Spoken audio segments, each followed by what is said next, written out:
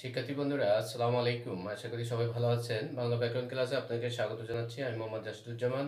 প্রতিনিয়ত আমি ব্যাকরণের গুরুত্বপূর্ণ বিষয় নিয়ে আলোচনা করে থাকি। আজকেও তেমন একটি বিষয় নিয়ে আলোচনা করব। প্রাইমারি শিক্ষক নিয়োগ পরীক্ষায় যে প্রস্তুতি আপনারা নিচ্ছেন, মাধ্যমিক, বিসিএস, নিবন্ধন, যে কোনো চাকরি পরীক্ষা এবং বিভিন্ন ক্লাসে নবম দশম শ্রেণীতে যারা পড়াশোনা করেন তাদের জন্য বিষয়টি খুবই গুরুত্বপূর্ণ। আসলে এখান থেকে প্রশ্ন এসে থাকে, প্রতি বছর পরীক্ষায় একটি না একটি প্রশ্ন এসেই থাকে।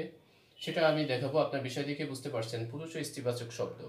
তাহলে আমরা আজকে ক্লাসে ফিরে যাই এবং যারা ক্লাসে নতুন তারা আমার চ্যানেলকে সাবস্ক্রাইব করে এবং বেশি বেশি শেয়ার, কমেন্টস ও লাইক করবেন।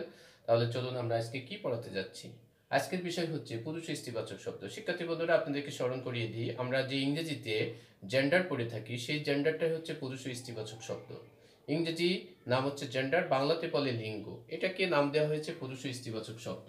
তাহলে পুরুষ ও স্ত্রীবাচক শব্দের আরেকটা নাম হচ্ছে লিঙ্গ। তাহলে লিঙ্গ দেখেন, একটি ইংরেজি শব্দ জেন্ডার থেকে এসছে।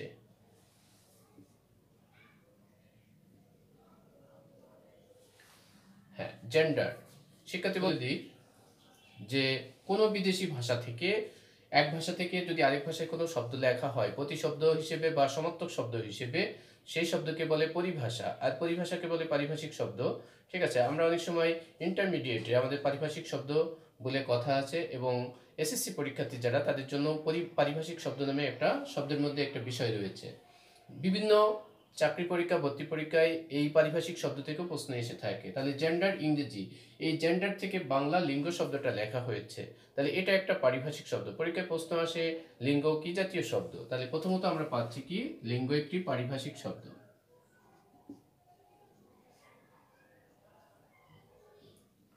হ্যাঁ, লিঙ্গ একটি পারিভাষিক শব্দ। পারিভাষিক শব্দ মানে কি, এক ভাষাকে আরেক ভাষায় লেখা। তাহলে আমি ইংরেজি থেকে বাংলায় লিঙ্গ লিখছি, এটা হচ্ছে পারিভাষিক শব্দ। এক ভাষাকে আরেক ভাষায় লেখার নাম হচ্ছে পরিভাষা, আর পরিভাষাকে বলে পারিভাষিক শব্দ। ঠিক আছে, এটাও কিন্তু পরীক্ষায় একটা প্রশ্ন। তাহলে এটা আমরা খেয়াল রাখবো। এখন পরবর্তীতে আমরা দেখতে পাচ্ছি লিঙ্গ অর্থ কি, এই শব্দের অর্থ কি। লিঙ্গ শব্দের অর্থ দেখেন চিহ্ন অথবা লক্ষণ। কিসের লক্ষণ, কিসের চিহ্ন? যেমন দেখেন, আমরা কিন্তু সামাজিক জীব মানুষ। তাহলে আমি যদি মানুষ কথাটা লিখি, তাহলে মানুষ একটা শব্দ, এটা একটা সংকেত, প্রতীক বা চিহ্ন। কিসের চিহ্ন? দেখেন এই মানুষ দ্বারা, এখানে মানুষের মধ্যে আছে দেখেন পুরুষ জাতি রয়েছে, আবার মানুষের মধ্যে রয়েছে স্ত্রী জাতি। তাহলে এই চিহ্নটা, মানুষ শব্দ, এই চিহ্নটা দ্বারা বোঝা যাচ্ছে কেউ পুরুষের মধ্যে আছে, কেউ স্ত্রী আছে। আবার দেখেন আমি যে কলম দিয়ে লিখছি, এই কলমটা দেখেন, কলমটা এখানে পুরুষও না স্ত্রীও না, একটি জড় পদার্থ, অচেতন পদার্থ, দ্রব্য বস্তু। এটা কিন্তু আর এটা দেখেন মানুষ পুরুষ স্ত্রী উভয় বোঝাচ্ছে, তাই এটাকে বলা হয় উভ বা উভয় লিঙ্গ। এটা উভয়ই বোঝাচ্ছে, তাই না? তারপরে দেখেন আমি যদি লিখি মা, আবার যদি লিখি বাবা, তাহলে দেখেন মা এই শব্দটা একটা চিহ্ন বা লক্ষণ। এই মা দ্বারা বোঝাচ্ছে স্ত্রী জাতি বা নারী জাতি বোঝাচ্ছে। আবার বাবা এই শব্দটা দ্বারা বোঝাচ্ছে পুরুষ জাতি। তাহলে দেখেন আমরা পৃথিবীতে যত শব্দ রয়েছে তার মধ্যে আমরা 4 ধরনের শব্দকে এটার মধ্যে নিয়ে আসবো। সেটা একটা হচ্ছে দেখেন মা, এটা স্ত্রী, শুধু স্ত্রী বোঝাচ্ছে অর্থাৎ মেয়ে জাতি বোঝাচ্ছে, নারী জাতি বোঝাচ্ছে। বাবা শুধু পুরুষ জাতি বোঝাচ্ছে। তারপরে দেখেন মানুষ, এটা দিয়ে পুরুষ স্ত্রী উভয়ই বোঝাচ্ছে। আরেকটা জিনিস রয়েছে অচেতন পদার্থ, দ্রব্য বস্তু, সেটাকে আমরা ও পুরুষ না স্ত্রী না সেটাকে নাম দিচ্ছি ক্লেব লিঙ্গ। ঠিক আছে, তাহলে এই লিঙ্গ 4 ধরনের হয়ে থাকে। লিঙ্গ কত প্রকার? এখন আমরা পেলাম লিঙ্গ 4 প্রকার। একটাতে শুধু পুরুষ বোঝাবে, একটাতে স্ত্রী বোঝাবে, স্ত্রী বলতে এখানে নারী জাতি বোঝাবে। আরেকটা পুরুষ স্ত্রী দুই হতে পারে। আরেকটা হচ্ছে কোনোটিই হবে না, পুরুষও হবে না, স্ত্রী হবে না। তাহলে আমরা বুঝতে পারছি লিঙ্গ বা পুরুষ স্ত্রী জাতীয় শব্দ 4 প্রকার। তাহলে লিঙ্গ 4 প্রকার।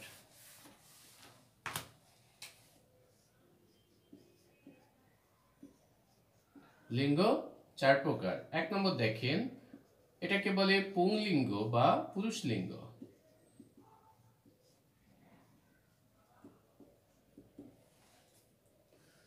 যে চিহ্ন বা লক্ষণ দ্বারা, আমরা বলছি লিঙ্গ শব্দের অর্থ চিহ্ন বা লক্ষণ। তাহলে যে লক্ষণ দ্বারা বোঝাবে একজন পুরুষ, সেটা হচ্ছে পুরুষ লিঙ্গ, অর্থাৎ পুরুষ জাতি বোঝাবে। পুরুষ লিঙ্গ হচ্ছে পুরুষ জাতি।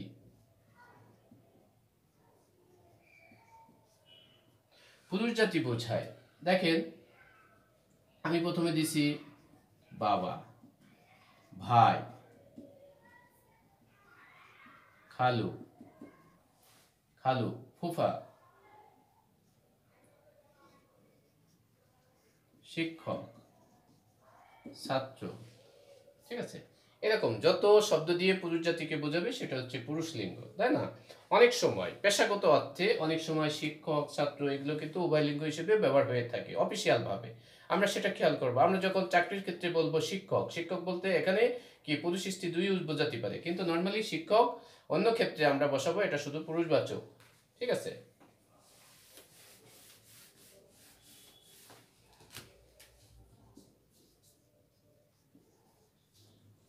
2 নম্বর দেখেন স্ত্রীলিঙ্গ।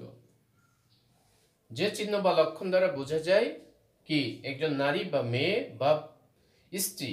স্ত্রী বলতে এখানে স্বামী স্ত্রী না, এখানে হচ্ছে স্ত্রী জাতি। ঠিক আছে, মেয়ে জাতি, ঠিক আছে, মহিলা, সেটা হচ্ছে স্ত্রীলিঙ্গ। অর্থাৎ যে লিঙ্গ দ্বারা বোঝা যাবে কি নারী জাতি বোঝাবে সেটা হচ্ছে এটা। তাহলে এটা দিয়ে হচ্ছে নারী জাতি বোঝাবে। নারী জাতিকে আমরা মা, বোন, দাদি, ফুপি বা খালা বোঝাচ্ছে, মেয়ে মানুষ বোঝাচ্ছে, মেয়ে লোক বোঝাচ্ছে, নারী জাতি বোঝাচ্ছে, তাহলে এটা স্ত্রীলিঙ্গ।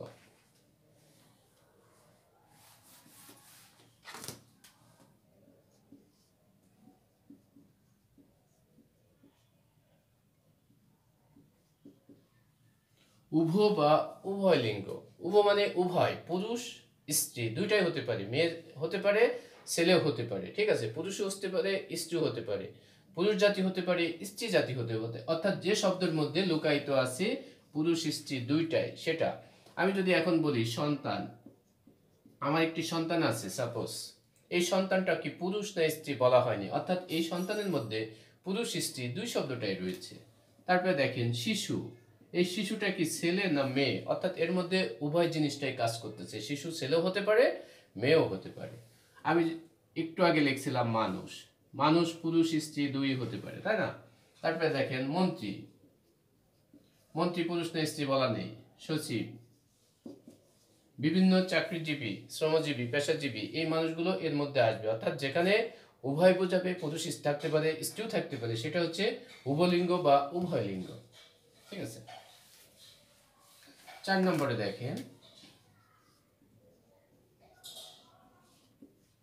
কিলিব লিঙ্গ। কিলিব মানে পুরুষ স্ত্রী কোনোটি না, অর্থাৎ যে চিহ্ন দ্বারা পুরুষ ও স্ত্রী কোনোটি বোঝাবে না।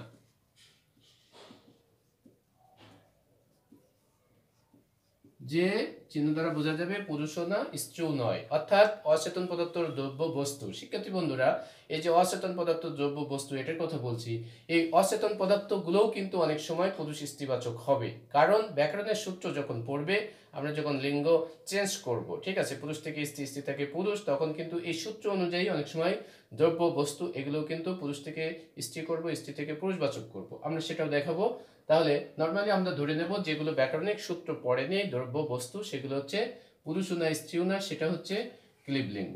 যেমন দেখেন আমি কলমের কথা বলছিলাম, কলম, ঠিক আছে, টেবিল, চাল, ডাল, ফ্যান, বোর্ড, ঠিক আছে, যেগুলো পুরুষও না স্ত্রীও না, এটা অচেতন পদার্থ দ্রব্য বস্তু, এগুলো পড়বে ক্লিব লিঙ্গের মধ্যে। ঠিক আছে, এ হচ্ছে এক ধরনের লিঙ্গ কাকে বলে, এর অর্থ কি, লিঙ্গ কি জাতীয় শব্দ, কত প্রকার, কি কি, আমি সেটা দেখালাম। কিন্তু শিক্ষার্থী বন্ধুরা, প্রশ্ন যেভাবে আসবে সেটা হচ্ছে অনেক সময় আসবে লিঙ্গ চেঞ্জ, অর্থাৎ পুরুষ থেকে স্ত্রী বলবে, স্ত্রী থেকে পুরুষ, কি হবে সেটা এক ধরনের। আরেক ধরনের আছে ব্যাকরণিক সূত্র পড়ার পরে এটা কিভাবে অর্থ প্রকাশ করে সেটা। আবার এই যে আমি পুরুষ স্ত্রীবাচকের কথা বলছি, এখানে একটা জিনিস খেয়াল করতে হবে, কিছু পুরুষবাচক আছে যেগুলো পুরুষের ক্ষেত্রে কিছু শব্দ আছে, আবার কিছু শব্দ আছে শুধু মেয়েদের ক্ষেত্রে ব্যবহার হয়, এগুলোর একটা ব্যবহার আমি দেখাবো। তাহলে আবার কিছু পুরুষবাচক আছে তার একাধিক স্ত্রী আছে, স্ত্রীবাচকের একাধিক পুরুষবাচক আছে, এগুলো কিন্তু পরীক্ষায় আসে। তাহলে এখন আমরা দেখি যেসব পুরুষ বা স্ত্রীবাচকের দুটি পুরুষ অথবা স্ত্রীবাচক রয়েছে, যে শব্দগুলো দুটি পুরুষ বা দুটি স্ত্রীবাচক রয়েছে সেটা আমি একটু দেখানোর চেষ্টা করব। পরীক্ষা অনেক সময় আসবে কি যে একটা শব্দ দিয়ে বললো এটা দুটি পুরুষ, কোনটির দুটি পুরুষবাচক আছে, ঠিক আছে, অথবা অমুক শব্দের দুটি পুরুষবাচক কি, অথবা অমুক শব্দের দুটি স্ত্রীবাচক কি, অথবা এই শব্দটা দিয়ে বলবে এটা দুটো পুরুষবাচক কি। এইভাবে প্রথমে দেখেন, যেহেতু আমি একজন শিক্ষক, শিক্ষকের স্ত্রীবাচকগুলো আমরা একটু জেনে নিই। হ্যাঁ, দুটি বা এখানে দুটির বেশি হতে পারে, আমরা সেটা একটু খেয়াল করি।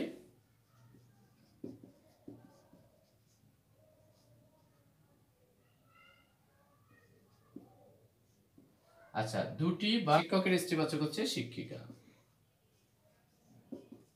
এটা হচ্ছে পেশাগত অর্থে, আমি যখন চাকরি করব পেশাগত অর্থে অফিসিয়াল ভাবে শিক্ষকের স্ত্রীবাচককে আমরা শিক্ষিকা বলি।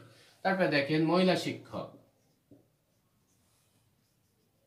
এটাও কিন্তু পেশাগত অর্থে মহিলা শিক্ষক। তারপরে নারী শিক্ষক বলতে পারি।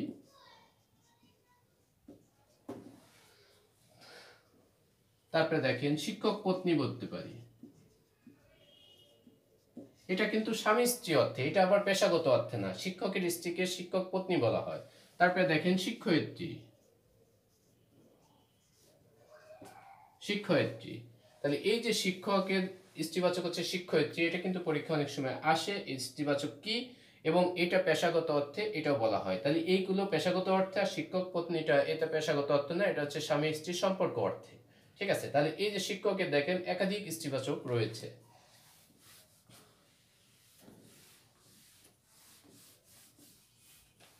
আচ্ছা, তারপরে দেখেন দেবর, দেবরের একাধিক স্ত্রীবাচক রয়েছে, একটা হচ্ছে ননদ, ননদিনী, অথবা আমরা বলতে পারি যা। দেখেন দেবরের স্ত্রীবাচক হিসেবে তিনটা এখানে দেওয়া হয়েছে, একটা হচ্ছে ননদ, আরেকটা হচ্ছে ননদিনী, আরেকটা হচ্ছে যা। তাহলে এই যে পরীক্ষা অনেক সময় আসতে পারে নিচের কোন শব্দের দুটি বা একাধিক স্ত্রীবাচক রয়েছে, যেমন দেবর শব্দটা। আবার দেখেন এই ননদের একাধিক পুরুষবাচক রয়েছে, সেটা ননদের একাধিক পুরুষবাচক কি, একটা দেখেন দেবর, আরেকটা হচ্ছে নন্দাই। তাহলে ননদের একাধিক পুরুষবাচক রয়েছে, একটা হচ্ছে দেবর, আরেকটা হচ্ছে নন্দাই। তাহলে এটাও পরীক্ষা আসতে পারে যে ননদের কয়টি স্ত্রীবাচক আছে, অথবা একাধিক স্ত্রীবাচক রয়েছে নিচের কোন শব্দের, একাধিক পুরুষবাচক রয়েছে নিচের কোন স্ত্রীবাচক শব্দের, তাহলে সেটা ননদ হতে পারে, দেবর হতে পারে। যেগুলোর একাধিক আছে সেগুলো আমাদের পরীক্ষার জন্য ইম্পর্টেন্ট হবে। এরপরে দেখেন রজক, এর একাধিক স্ত্রীবাচক রয়েছে, ঠিক আছে। একটা রয়েছে রজকী, আরেকটা রয়েছে রজকিনী, ঠিক আছে। বিদ্যাপতি রজকী, একটা গান আছে রজকিনী আছে, তাহলে সেটা হচ্ছে এখানে রজকের স্ত্রীবাচক হচ্ছে রজকী, আরেকটা হচ্ছে রজকিনী, এটা খেয়াল রাখতে হবে, একাধিক স্ত্রীবাচক রয়েছে। তারপরে শিক্ষার্থী বন্ধুরা গুরুত্বপূর্ণ একটি শব্দ, যেমন দেখেন ঘোষ, ঘোষ মানে যারা মিষ্টি বা দধি তৈরি করে তাদেরকে ঘোষ বলা হয়। এই ঘোষের একাধিক স্ত্রীবাচক রয়েছে, একটা দেখেন ঘোষ জায়া, একটা, আরেকটা হচ্ছে ঘোষ যা। আমরা জানি যে যা মানে হচ্ছে কন্যা, এটা হচ্ছে কন্যার্থে, আর এটা হচ্ছে জায়া মানে স্ত্রী, এটা হচ্ছে পত্নী অর্থে।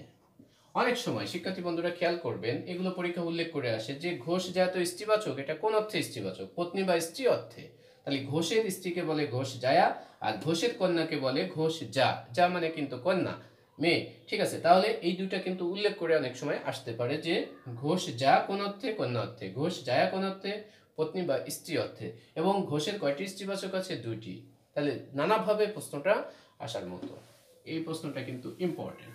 তাহলে এইগুলো ছিল একাধিক স্ত্রীবাচক। এখন কিছু আনকমন শব্দ আছে যেগুলো অনেকটা অপরিচিত, পুরুষের সাথে স্ত্রী মেলে না, স্ত্রীর সাথে পুরুষের মেলে না, অর্থাৎ ভিন্ন ধর্মের ভিন্ন ধরনের এক ধরনের কি পুরুষ স্ত্রীবাচক শব্দ।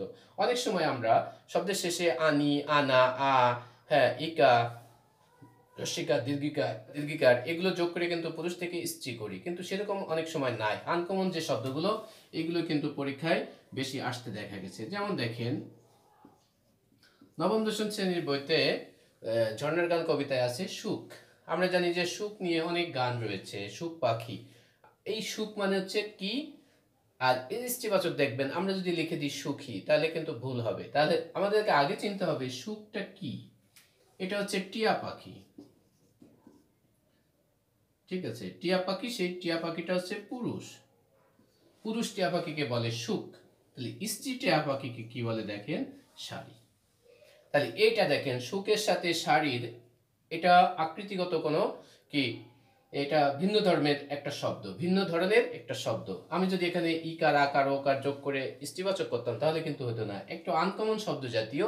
এই জন্যই পরীক্ষা অনেক সময় দিয়ে থাকে, বিশেষ করে যারা নবম দশম শ্রেণীতে পড়াশোনা করেন তাদের জন্য এই প্রশ্নটা খুব ইম্পর্টেন্ট। সুখের স্ত্রীবাচক কি, শাড়ি। অনেক সময় দিয়ে দেয় সুখী, অ্যান্সারে থাকে। তাহলে আমরা খেয়াল করব সুখের স্ত্রীবাচক হচ্ছে শাড়ি, শাড়ি হচ্ছে স্ত্রী টিয়া পাখি।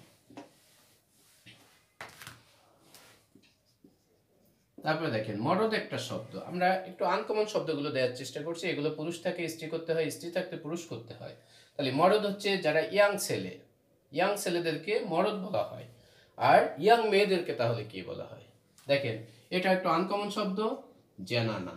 তাহলে আনকমন শব্দগুলো থেকে প্রশ্ন আসতে পারে। তাহলে ইয়াং ছেলেরা হচ্ছে মরদ আর ইয়াং মেয়েরা হচ্ছে জেনানা। এটা স্ত্রী পুরুষবাচক, এটা খেয়াল রাখতে হবে। তারপরে দেখেন সৈন্য। সৈন্য আমরা জানি যে পূর্বে থেকে জেনে আসছিলাম সৈন্য কিন্তু উভয় লিঙ্গ, ঠিক আছে, এটা পুরুষ স্ত্রী হতে পারে। আগে কিন্তু এটা ছিল না, সৈন্য বলতে শুধু পুরুষবাচকই ছিল, ঠিক আছে, সৈন্য শুধু পুরুষবাচকই। কারণ পূর্বেকার যুগে সৈনিকের চাকরি শুধুমাত্র ছেলেরাই করত, এই জন্য পুরুষবাচক হিসেবে এই শব্দগুলো আগে ব্যবহার হতো। আধুনিক যুগে বা পরবর্তী সময়ে বা যুগের সাথে তাল মিলিয়ে এখন মেয়েরাও কিন্তু সৈনিকের চাকরি করে, এই জন্য কিছু শব্দের আগে নারী বা মহিলা যোগ করে পুরুষ থেকে স্ত্রীবাচক করতে হয়। তেমনই একটা শব্দ হচ্ছে সৈন্য, এটাকে বলে নারী সৈন্য, এরকম। তারপরে দেখেন সভ্য। সভ্য আমরা বেশি প্রচলিত সভ্যর বিপরীত শব্দ অসভ্য নিয়ে, ঠিক আছে, আসলে সেরকম না। সভ্য পুরুষবাচক একটা শব্দ। কেন? সভ্য মানে যারা সভায় উপস্থিত থাকে। আমরা যখন প্রকৃতি প্রত্যয় নির্ণয় করব তখন এই সভা যোগ অন্তর্জয় এইভাবে দেব। তাহলে সভ্য এর মূল অংশটা হচ্ছে প্রকৃতি হচ্ছে সভা। তাহলে সভা মানে কি? সভা মানে মিটিং, যারা মিটিংয়ে উপস্থিত থাকে, সবাই উপস্থিত থাকে। একসময় দেখেন দেশ পরিচালনা করতো শুধু পুরুষেরা, তাহলে সভা বা মিটিংয়ে উপস্থিত থাকতো শুধু পুরুষরাই। তাহলে এই শব্দটা শুধুমাত্র পুরুষবাচক শব্দ হিসেবে পূর্বেকার সময় ব্যবহার হতো। কিন্তু আধুনিক যুগে দেখেন রাষ্ট্রপ্রধান বেশিরভাগ, বেশিরভাগ বলতে কি অনেক জায়গাতে রাষ্ট্রপ্রধান হচ্ছে মেয়ে, মহিলা। তাহলে এরকম একটা শব্দ, এই যে সৈন্যের মতো নারী সৈন্য, এরকম নারী বা মহিলা দিয়ে এই শব্দগুলো স্ত্রীবাচক করা হয়েছে। মহিলা সভ্য বা নারী সভ্য। তাহলে কিছু শব্দের আগে এরকম নারী বা পুরুষবাচক এরকম দেয়া হয়, ঠিক আছে। তাহলে খেয়াল রাখতে হবে আমাদের এই শব্দগুলো। তারপরে দেখেন গয়লা। দুগ্ধ উৎপাদন করে যারা, যারা দুগ্ধ উৎপাদন করে, গরু পালের সাথে যারা জড়িত তাদেরকে বলা হয় গয়লা। এই গয়লার কাজ শুধুমাত্র পুরুষেরাই করতো পূর্বেকার যুগে। আধুনিক যুগের সাথে তাল মিলিয়ে চলতে যে অনেক সময় এই গয়লার স্ত্রীরাও এই কাজগুলোর সাথে জড়িত হয়ে গেছে, এই জন্য এটা দৃষ্টিবাচক করতে হয়েছে, সেটা হচ্ছে গয়লা বউ, ঠিক আছে। এই জাতীয় শব্দ কিন্তু পরীক্ষা আসে। ঠাকুরপো, আমরা হিন্দু সমাজে এই শব্দগুলো বেশি ব্যবহার করা হয়। ঠাকুরপো, ঠাকুরপো মানে হচ্ছে কি নন্দাই, অর্থাৎ দেবর, ঠিক আছে, দেবরকে ঠাকুরপো বলা হয়। তাহলে ঠাকুর ঝি হচ্ছে স্ত্রীবাচক, ঠাকুর জি হচ্ছে স্ত্রীবাচক, অর্থাৎ ননদ, এটা হচ্ছে দেবর আর এটা হচ্ছে ননদ।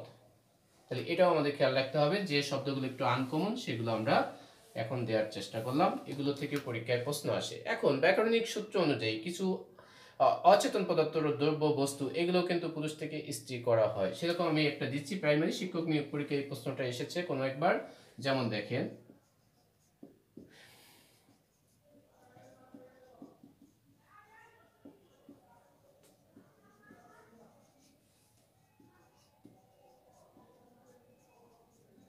তাহলে কিছু স্ত্রীবাচক শব্দ আছে। আমরা জানি যে ইকা একটা প্রত্যয়, প্রত্যয় হচ্ছে সাফিক্স, সেটা কোথায় বসে? শব্দমূল বা ক্রিয়ামূলের পরে বসে। তাহলে কোন শব্দের শেষে ইকা প্রত্যয় যোগ হবে এবং ওই শব্দটা পুরুষ থেকে স্ত্রী হয়ে যাবে, প্লাস সেটা ক্ষুদ্র অর্থ প্রকাশ করবে। তাহলে কিছু স্ত্রীবাচক শব্দে ইকা প্রত্যয় যোগ হলে ওই স্ত্রীবাচকটা ক্ষুদ্র অর্থ প্রকাশ করে। যেমন দেখেন আমরা বলছিলাম যে কিছু অচেতন পদার্থ, দ্রব্য, বস্তু এগুলোও কিন্তু পুরুষ স্ত্রীবাচক হবে। কি কারণে?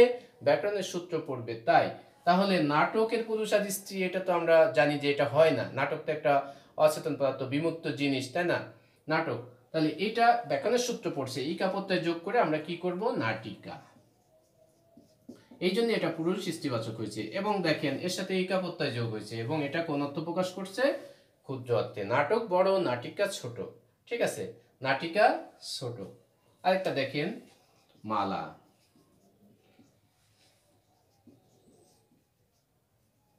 মালিকা। অনেক সময় মালা মালিনী দিয়ে দিই, এটা কিন্তু চরম একটা ভুল। মালা বড় অর্থে বড় মালা বলা হয়, আর মালিকা ছোট মালা, ঠিক আছে, ছোট মালাকে মালিকা, বড় মালাকে মালা বলা হয়। তাহলে ইকা প্রত্যয় যোগ হওয়ার কারণে মালিকা ক্ষুদ্র অর্থে স্ত্রীবাচক শব্দ, ঠিক আছে। তারপরে দেখেন গীত, গীতিকা। গীত মানে গান, যে গানটা বড়, আর গীতিকা মানে সেটা ছোট অর্থে, ক্ষুদ্র অর্থে সেটা বোঝানো হয়েছে, ঠিক আছে। তারপরে দেখেন পুস্তক, পুস্তিকা। আমরা জানি যে বড় বইকে বলা হয় পুস্তক, আর ছোট বইকে, চটি বইকে, কয়েক পৃষ্ঠার যে বই, 2, 4, 5 পৃষ্ঠা, 10 পৃষ্ঠা এরকম বইকে, চটি বইকে বলা হয় পুস্তিকা। তাহলে এটা ক্ষুদ্র অর্থে স্ত্রীবাচক। এবং দেখেন ইকা প্রত্যয় যোগ হয়েছে, তাহলে ইকা প্রত্যয় যোগে এই 4টা শব্দ দেখেন স্ত্রীবাচক শব্দটা ক্ষুদ্র অর্থ প্রকাশ করেছে। কিন্তু শিক্ষার্থী বন্ধুরা, পরীক্ষা যদি এটা দিয়ে দেয় তাহলে আমরা কি করব, ছোট বড় দেব? আসলে তা না। দেখেন বালক বালিকা, এখানেও কিন্তু ইকা যোগ হয়েছে, তাই বলে কি আমরা এটা ক্ষুদ্র অর্থে দেব না? বালক আর বালিকা এটা ক্ষুদ্র বড় এর ব্যাপার না, দুইজন সমান, বালক বালিকা সমান, এটা ক্ষুদ্র বা ছোট না। তাহলে এই অ্যান্সারটা এর মধ্যে আসবে না, এটা ভুল, এটা করা যাবে না, ঠিক আছে।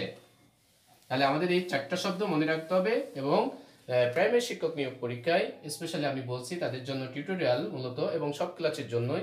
এখানে নাটক নাটিকা এটা প্রাইমারি শিক্ষক নিয়োগ পরীক্ষায় একবার এই প্রশ্নটা এসেছে। তারপর দেখেন আনি একটা প্রত্যয়। এই আনি প্রত্যয় যোগ হওয়ার ফলে কিছু শব্দ বড় অর্থে বৃহদত্ব প্রকাশ করে।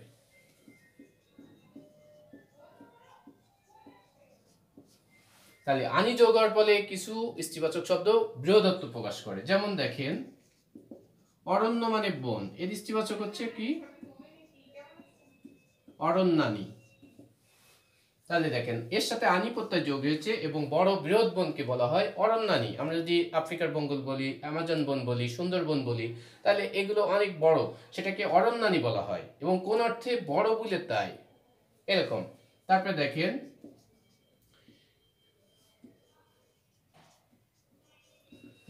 হিম মানে শীতল, আর বেশি শীতল হয়ে গেছে, বেশি মানে বড়, বৃহৎ বোঝানো, সেক্ষেত্রে হিমানি বলা হয়, যেটা বরফ হয়ে গেছে, জমানো বরফ।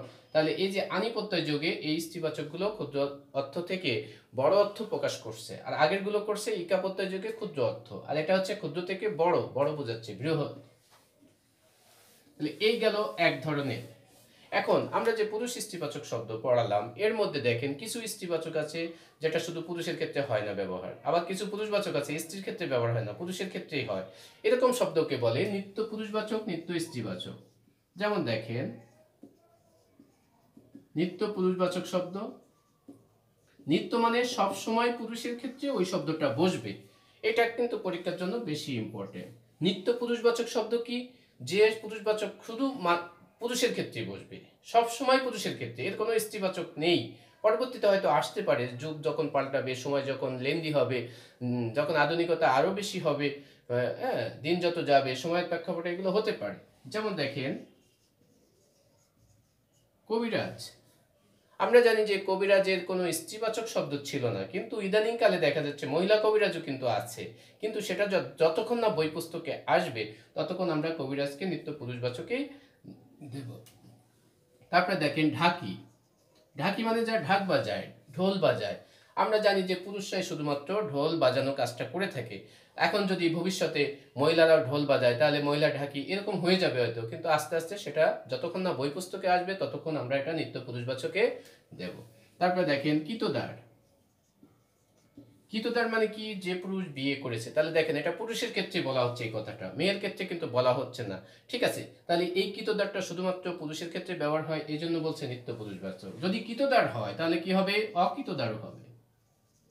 অকিতদার মানে কি, যে পুরুষ বিয়ে করেনি, তাহলে এটা পুরুষের জন্যই বলা হচ্ছে, মেয়েদের ক্ষেত্রে বলছে না, তাহলে এটা নিত্য পুরুষবাচক। আরেকটা দেখেন ওয়েস্ট্রন, এই শব্দটার সাথে অনেকেই পরিচিত নয়, আপনারা ভালো করে খেয়াল করবেন। ওয়েস্ট্রন শব্দটা নিত্য পুরুষবাচক, অর্থাৎ যে পুরুষ তার স্ত্রীর দ্বারা বশীভূত, স্ত্রীর কাছে বশ হয়ে গেছে, স্ত্রীর কথা মতো চলে, ওঠা বসা করে, সেরকম পুরুষকে বলে ওয়েস্ট্রন। ঠিক আছে, এটাও নিত্য পুরুষবাচক, পুরুষের ক্ষেত্রে বলা হচ্ছে। তারপরে দেখেন, এই গেল পুরুষবাচকের কথা।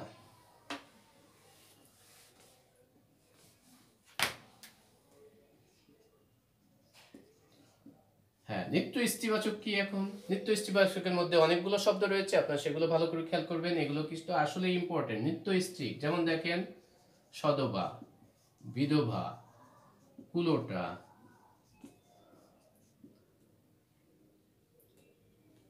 এও, দায়, দায় বা দায়মা, ঠিক আছে,